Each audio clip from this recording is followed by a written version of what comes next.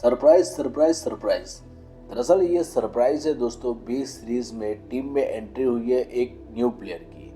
तो दरअसल दोस्तों पिछले दिनों जिस तरह से जो कुछ भी हुआ, मतलब न्यूजीलैंड सीरीज स्टार्ट होने से पहले ही, एक दिन पहले ही ऋषभ पंत इंजर्ड हो गए और जिस कारण से उन्हें टीम में जगह, एक तरह से टीम से बाहर होना पड़ा। और उसके बाद में जो एंट्री हुई ध्रुव जुरेल की, लेकिन वहीं जब पहला मैच हुआ तो उसके बाद एक और बुरी खबर आई टीम इंडिया के लिए। और टीम में पहले ही मैच में वाशिंगटन सुंदर इंजर्ड हो गए और उसके बाद उन्हें भी टीम से बाहर होना पड़ा। लेकिन अब जैसे ही वो बाहर हुए उसके बाद जो टीम में न्यू प्लेयर की एंट्री हुई है, उसी को लेकर दोस्तों मतलब एक तरह से बवाल कट रहा है आपके ये। मतलब हर किसी किसी को यकीन नहीं था और किसी को मतलब एक तरह से हर कोई सरप्राइज है कि आखिर ये एंट्री हुई कैसी। और सवाल इसलिए भी उठ रहे हैं क्योंकि एक ऐसे प्लेयर की एंट्री हुई है। हालांकि देखिए, किसी भी न्यू टैलेंट को मौका मिलना कोई ख़राब बात नहीं है, ये मिलना चाहिए, अच्छी बात है। लेकिन इसके बावजूद भी सवाल तब उठ रहे हैं कि उससे बेटर ऑप्शन अगर आपके पास में है, उसके बाद भी आप अगर टीम में ऐसे प्लेयर को चुनते हैं तो फिर सवाल उठना लाजमी है। और ये सिर्फ सवाल नहीं उठ रहे हैं बल्कि बोला यहाँ तक जा रहा है कि क्या ये किसी जीजी कोटा के द्वारा एंट्री हुआ है। वैसे आप समझ जाइए कि जीजी कोटा किसे कहा जा रहा है, लेकिन सवाल उठ रहे हैं भाई। और क्योंकि बेटर ऑप्शन देखिए आज के टाइम पे टीम के पास में बहुत सारे हैं और ऐसे में कुछ खिलाड़ी तो ऐसे भी हैं जो अपना नंबर आने का इंतज़ार कर रहे हैं। लेकिन इसके बावजूद भी जब ऐसी एंट्री होती है तो इसे इसी कारण से फेवरेटिज्म और स्ट्रेंच कॉल जैसे बातें बोले जाने लगती। तो ऐसे ही कुछ एंट्री हुई है टीम में, जो कि वाशिंगटन सुंदर के इंजरी होने के बाद में, टीम से बाहर होने के बाद में एंट्री हुई है आयुष बदोनी की, जो कि एक आपने भी नाम बहुत कम ही सुना होगा। खास करके ये आईपीएल में हो सकता है आपने ये थोड़ा बहुत देखा भी होगा, लेकिन इसके अलावा इन्हें टीम में मतलब किसी को उम्मीद नहीं थी कि अचानक से बीच सीरीज के बीच में इनकी एंट्री होगी।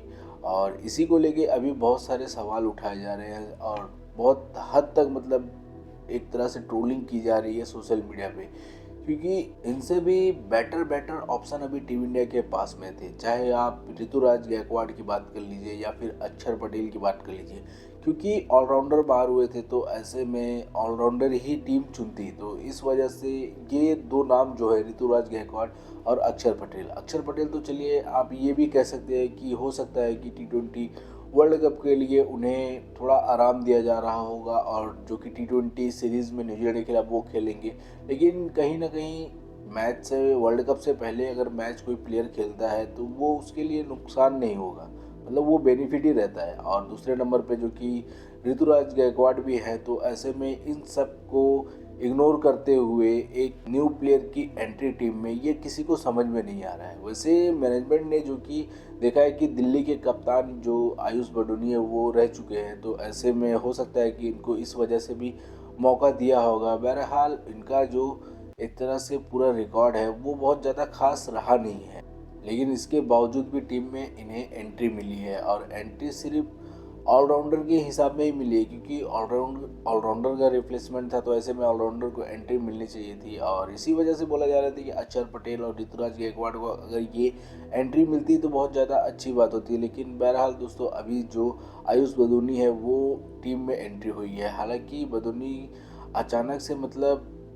टीम में आए हैं, तो इसको लेकर हर किसी को इनको मतलब दिलचस्पी बढ़ गई है इनके बारे में जानने की। तो ऐसे में इनका जो कुछ रिकॉर्ड है वो मतलब बहुत ज़्यादा खास है नहीं, लेकिन इसके बावजूद भी ये टीम में आए हैं क्योंकि लिस्ट ए क्रिकेट में इनका जो एवरेज है वो 57.96 का है और 27 मैच इन्होंने खेले हैं, जो कि 36.7 के एवरेज से रन बनाए हैं और 18 विकेट इन्होंने लिया है। तो कुल मिला के इनका मतलब एक तरह से किसी को समझ नहीं आ रहा है कि ये एज अ ऑलराउंडर टीम में कैसे फिट बैठ गए हैं। और यही कारण है कि अब इन्हें को लेकर बहुत सारी बातें भी उठ रही है कि क्या इनके साथ में कोई गंभीर कनेक्शन है। क्योंकि देखिए जो बात हो रही है, खास करके गंभीर को लेकर जो कनेक्शन की बात हो रही है, वो दरअसल बात ये है कि 2022-23 में जो कि आयुष है वो आईपीएल के लिए टीम लखनऊ के लिए खेले हैं, और ऐसे में उस समय में जो कि टीम के मेंटोर थे गौतम गंभीर ही थे। तो ऐसे में जब आयुष बडोनी जो कि मौका मिला था उन्हें, तो उन्होंने एक अर्धशतक भी लगाया था, और इसको लेकर उन्होंने अपने जो पारी थे उसका श्रेय गंभीर को भी दिया था। तो यही वजह तो नहीं है कि मतलब न्यू टैलेंट को चांस देना या फिर फेवरेटिज्म करना, इस तरह की बातें अभी बहुत हद तक हर क्रिकेट फैंस इसको लेकर चर्चा कर रहा है। और इसी के कारण है दोस्तों कि ये बोला भी जा रहा है कि क्या इस वजह से टीम में इनको एंट्री मिली है, क्योंकि देखिए सवाल तो उठेंगे, क्योंकि अचानक से किसी बीच सीरीज में किसी ऑलराउंडर के इंजर्ड होने के बाद अगर किसी की एंट्री होती है, तो एक एक्सपीरियंस प्लेयर जो कि आपके पास में मौजूद रहने के बावजूद भी अगर न्यू प्लेयर की एंट्री होती है, तो हर कोई ये सवाल तो पूछेगा कि आखिर क्यों।